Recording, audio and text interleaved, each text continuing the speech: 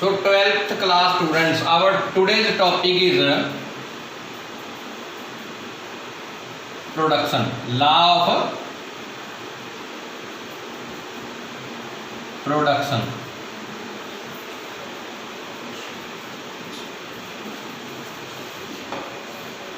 There are two types law of production. First one is return to factor, and second one is return to scale.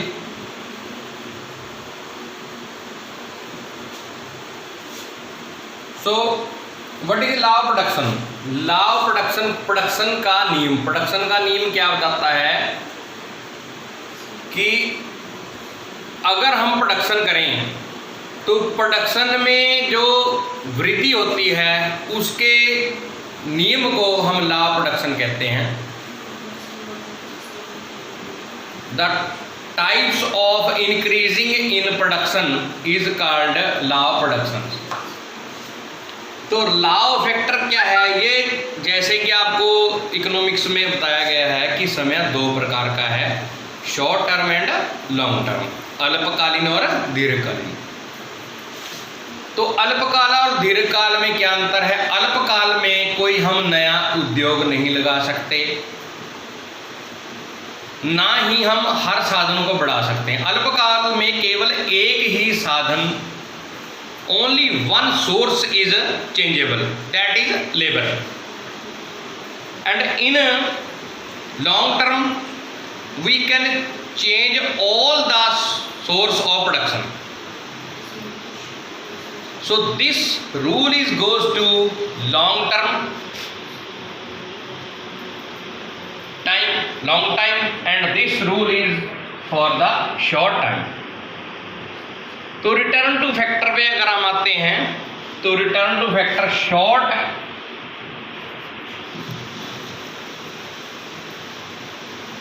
Time के लिए है और ये long time के लिए है.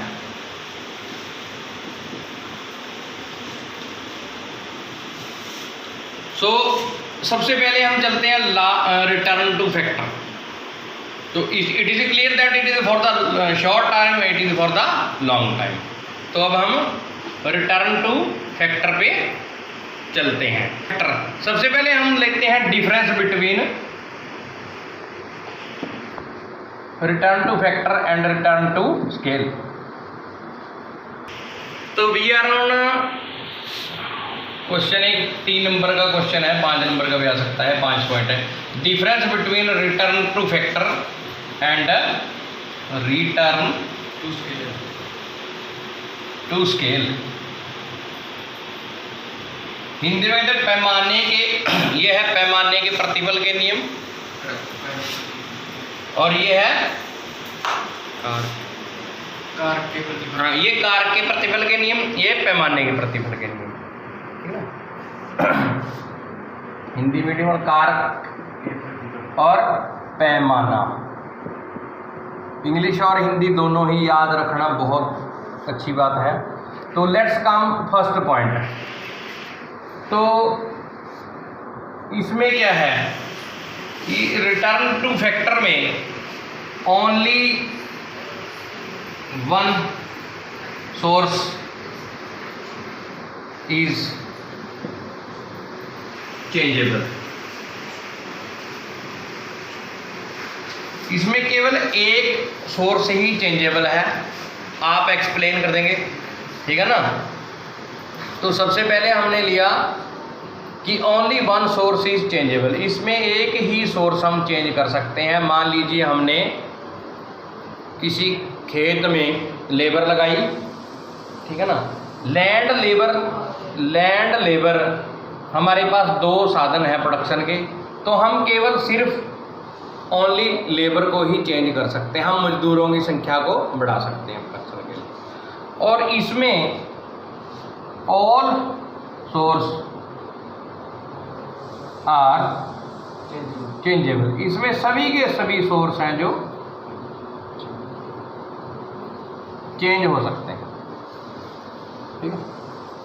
तो नंबर टू तो सेकंड पॉइंट है स्केल ऑफ प्रोडक्शन।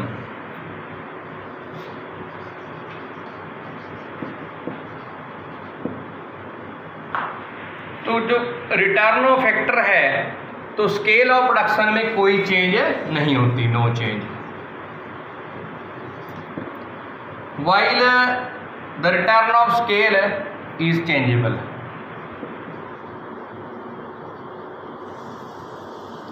तो अंतर का हमारा दूसरा आधार था जो, वो क्या था कि जो इसमें उत्पादन का पैमाना है वो नहीं बदलता, और इसमें उत्पादन का पैमाना बदला जा सकता है। पैमाना क्या होता है? पैमाना एक निश्चित माप होता है, ठीक है ना। जैसे किसी आप गिलास में कोल्ड ड्रिंक पीते हो, या आप सपोज करो दवा लेते हो, ठीक है ना, आपके पास एक माप होगा भी आपको इतनी ही दवा लेनी है। तो यहाँ पर भी यही है कि यहाँ एक निर्धारित है, आपको इतना प्रोडक्शन करना है, उससे ज़्यादा आप प्रोडक्शन नहीं कर सकते। जबकि जो रिटर्न टू स्केल है उसमें आप प्रोडक्शन का पैमाना बढ़ा सकते हो, आप अपनी प्रोडक्शन बढ़ा सकते हो। सो थर्ड पॉइंट है factor ratio. Factor ratio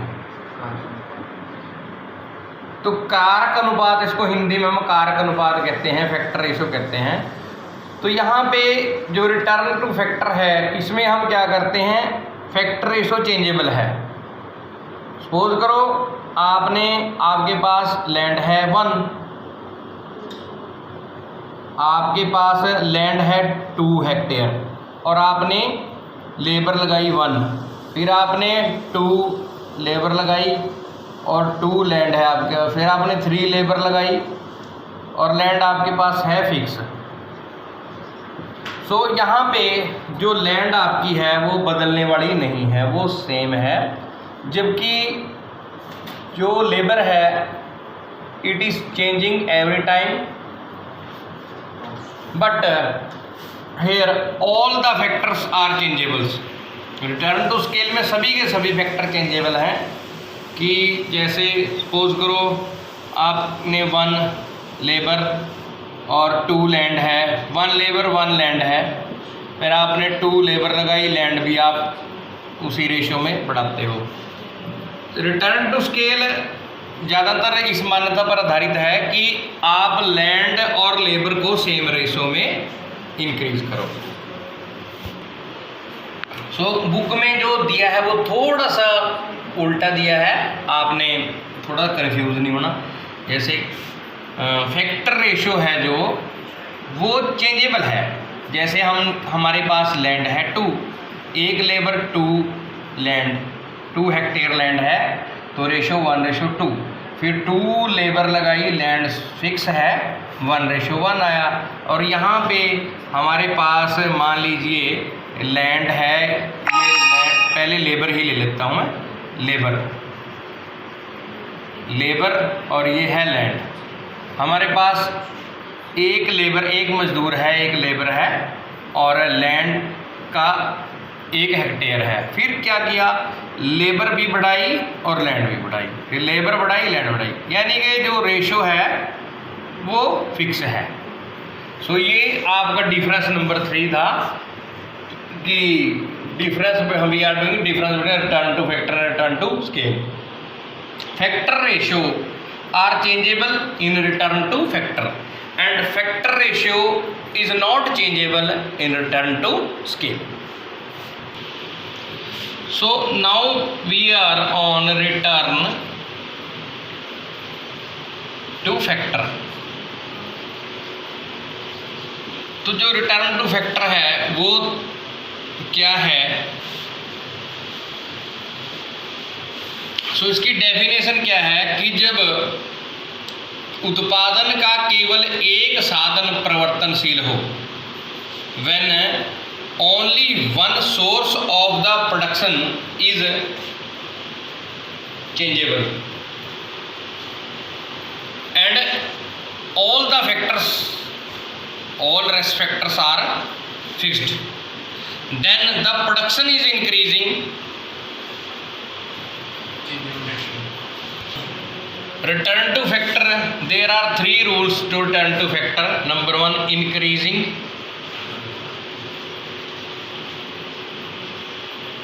Return to factor.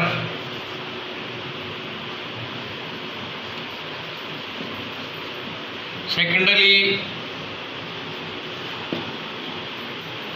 constant.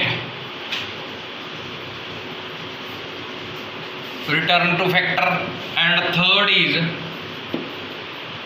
diminishing.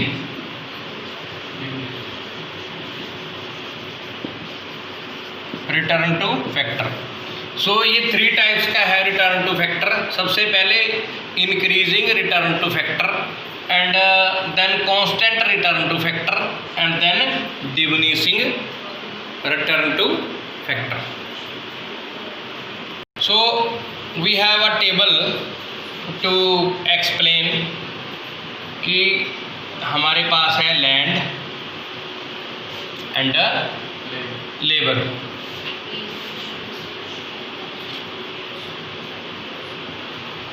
So land हमारे पास सपोज कीजिए ओनली 2 हेक्टेयर लैंड है, और हमने क्या किया, इस लैंड पे हमने सबसे पहले लेबर लगाई 1.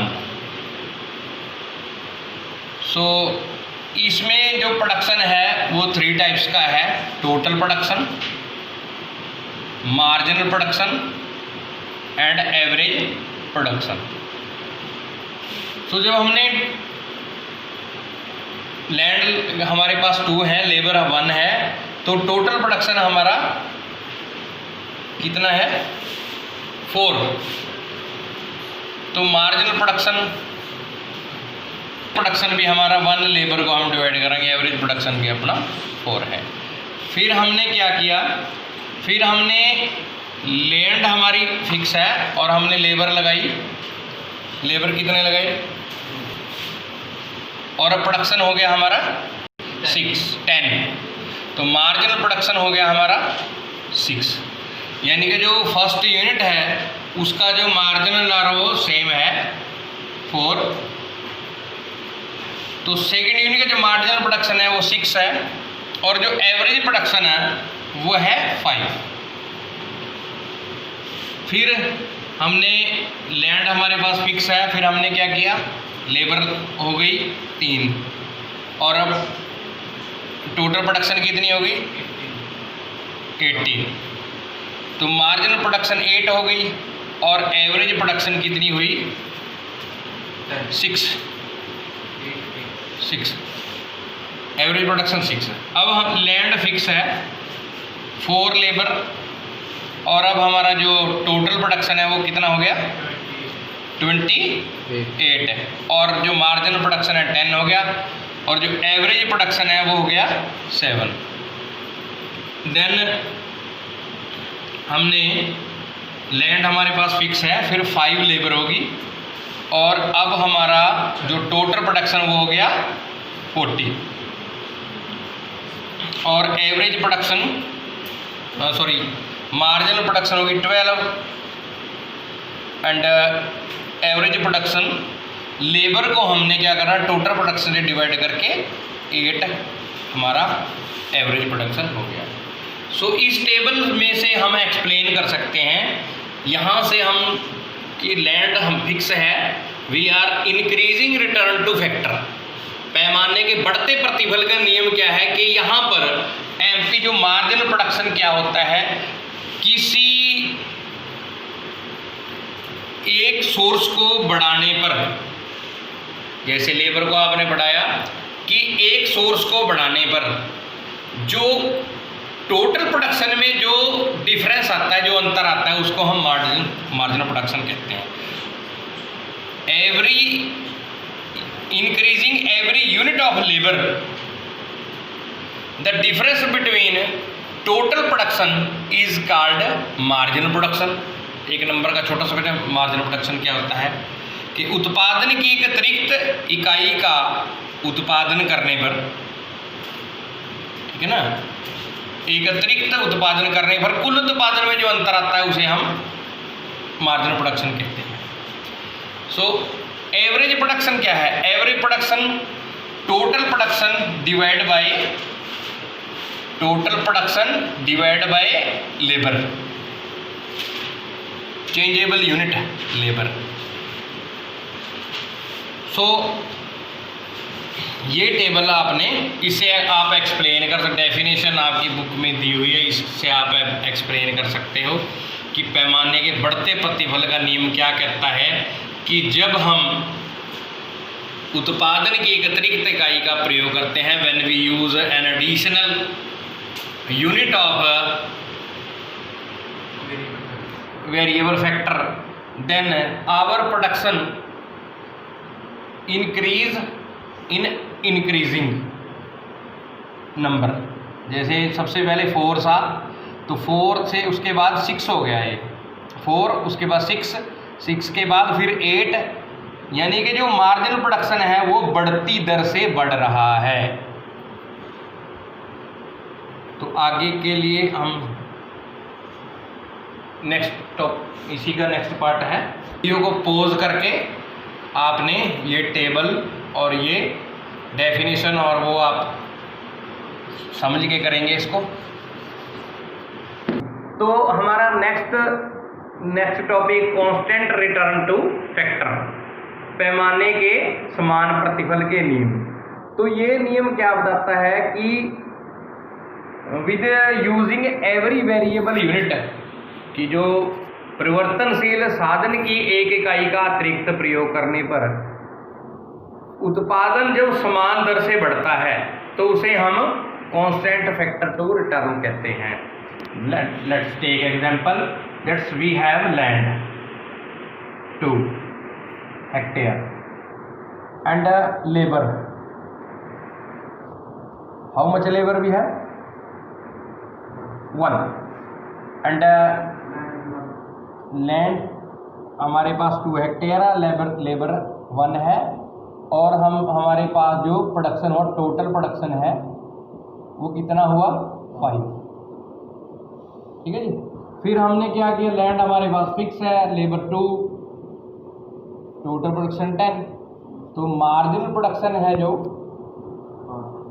5, फर्स्ट यूनिट का जो total production marginal production same होता है, तो दूसरी यूनिट का मार्जिनल प्रोडक्शन भी 10 में से 5 गए 5 है, और हम लैंड फिक्स है, लेबर 3 कर दी, और 15 हमारे पास है टोटल प्रोडक्शन, और मार्जिनल प्रोडक्शन कितनी है 5, तो 15 में से 10 गए।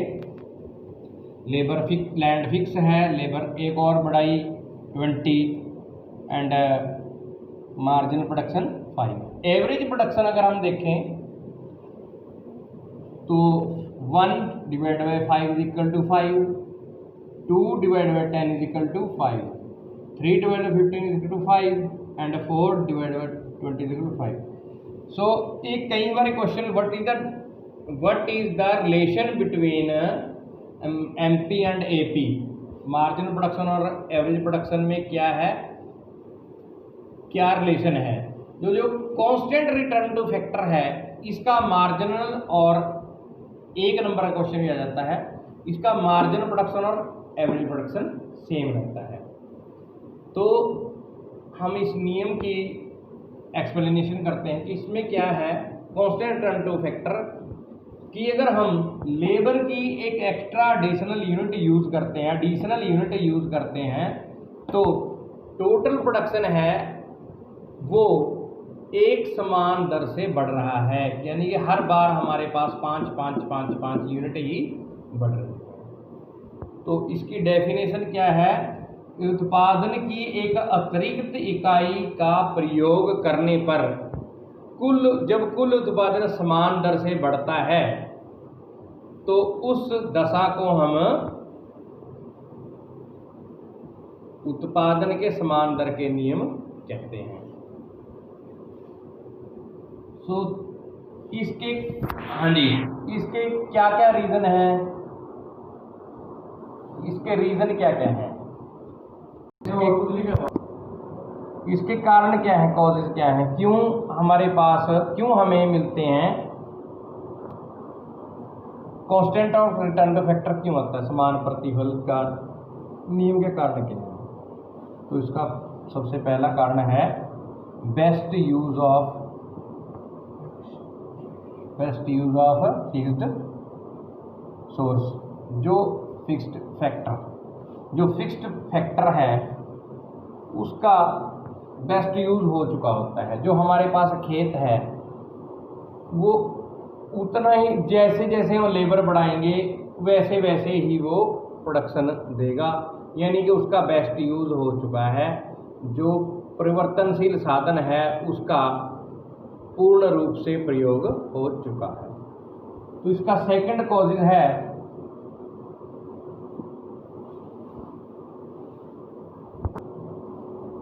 Idol ratio.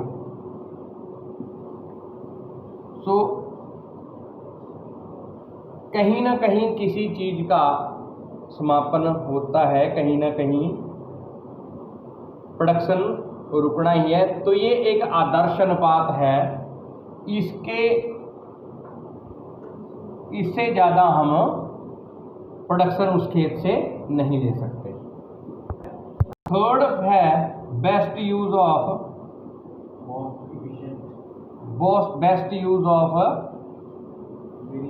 वेरिएबल, जो चेंजेबल फैक्टर है हमारा वेरिएबल फैक्टर, यानी कि जो बेस्ट, इसका भी फिक्स्ड फैक्टर का भी हमारा पूर्ण रूप से प्रयोग हो चुका है और जो वेरिएबल फैक्टर है उसका भी पूर्ण तरह से हमने यूज कर चुके हैं। जो हमारा तीसरा नियम है रिटर्न टू फैक्टर का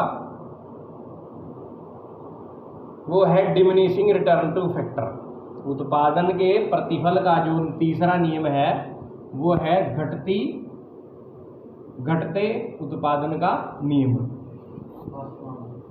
लैंड है हमारे पास, एक है मान लीजिए 2 है, एक है लैंड को आप फिक्स रखने देता मुझे। लेबर चेंजेबल सोर्स और total production, marginal production and average production. तो लैंड हमारे पास 2 है, हमने एक लेबर लगाई तो टोटल प्रोडक्शन कितना है, हाँ जी 5, और मार्जिनल प्रोडक्शन है फर्स्ट यूनिट का सेम ही रहेगा, एवरेज सेम है फर्स्ट यूनिट। उसके बाद लैंड फिक्स है और लेबर 2 कर दिया हमने, अब प्रोडक्शन हो गया 8 और एमपी मार्जिनल प्रोडक्शन हो गया 8 में से 5 हो गए 3 और एवरेज हो गया 2 4 जा 8। अब लैंड सेम है, लेबर 3 कर दी और टोटल प्रोडक्शन अब हो गया 10 और मार्जिनल प्रोडक्शन 2 और एवरेज प्रोडक्शन है 3.6।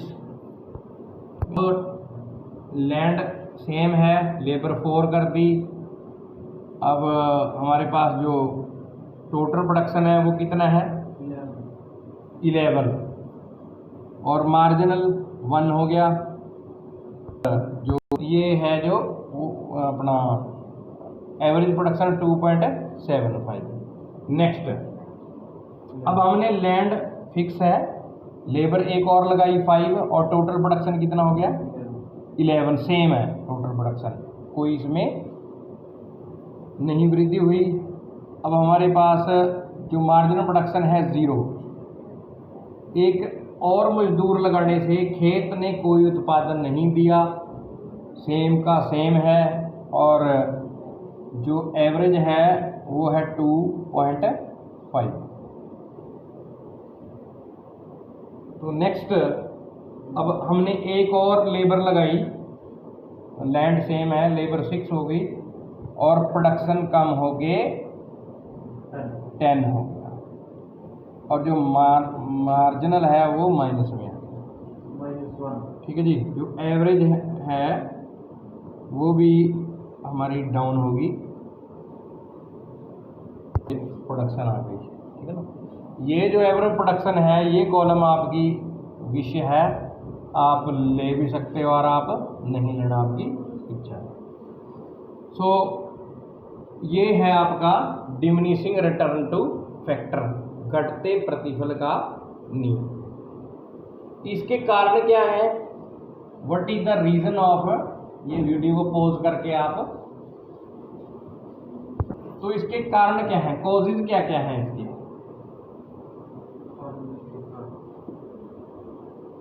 उत्पादन के, तो इसके रीजन क्या है, इसका सबसे पहला रीजन है डिमिनिशिंग, क्यों उत्पादन क्यों घटती दर से घट रहा है। एक तो फिक्सिटी ऑफ द फैक्टर, जो उत्पादन का जब हम एक फिक्स फैक्टर का चेंजेबल यूनिट के साथ, जो स्थिर साधन का जब हम परिवर्तनशील साधन के साथ प्रयोग करते हैं, तो ये जो फिक्स फैक्टर है स्थिर साधन का अनुकूलम प्रयोग हो चुका होता है, और उसके बाद जो चेंजेबल यूनिट है अगर हम अतिरिक्त यूज करेंगे तो, क्योंकि फिक्स्ड जो फैक्टर है उसका बेस्ट यूज हो चुका है, तो फिर वो उत्पादन घटने लगता है। दूसरा इम्परफेक्ट सब्स्टिट्यूटेबिलिटी, जो हमने लेबर लगाई है, पहली लेबर लगाई उसने काफ़ी मेहनत की, जो दूसरा लेबर है वो सेम टाइप का नहीं है, वो इतना स्किल नहीं है, वो इतना कुशल नहीं है। फिर आपने जो पुअर कंडीशन, तीसरा पुअर कोऑर्डिनेशन, जो तालमेल है उसमें कहीं ना कहीं समन्वय में कमी आ चुकी है, तालमेल इनका आपस में खराब हो चुका है। तो ये कारण है कुल उत्पादन घटने लगता है। तो यही कारण है उत्पादन के घटती दर से बढ़ने के कारण यही है। तो इस वीडियो में यहीं तक करना है। अगर बढ़िया लगे तो वीडियो को लाइक और शेयर जरूर करना।